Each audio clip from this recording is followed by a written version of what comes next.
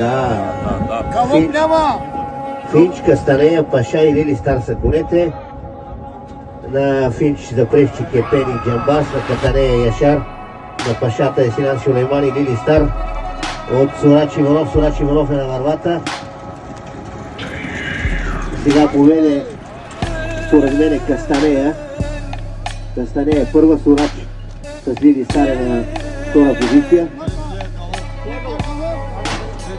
Да, има един голопира. Който е? Финч излиза, Финч е декласиран.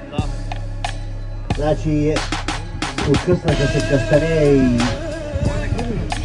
Лили Стар. Да, разбрах. На трета позиция е Синан Сулейман с Паша. На мене ми се стори, че Сурач има най-така подготвения кон. Сурач с Лили Стар сега излезе начало, на втора позиция Кастанея и Яшар. Но има още една обиколка. 1300-400 метра има до финиша. Да няма фотофиниш, няма я камерата. Гледайте вие добре за галопни макове. Да, вече е голям аванс за Сурач. Баща му го наблюдава от Полша.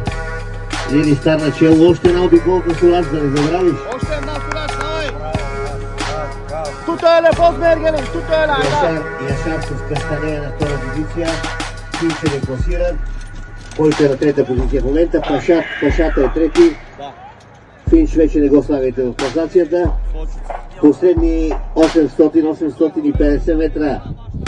Конете се водят от Лили Стар с запрещик Сурач Иванов. Най-вероятно, ако няма фалове до края, Сурач ще бъде победителя в това на препускане с двуколки за коне от рисиста порода. Далеч назад вече е Яшар. Кастанея няма да издържи на атаките на Паша. Пашата вече е втори.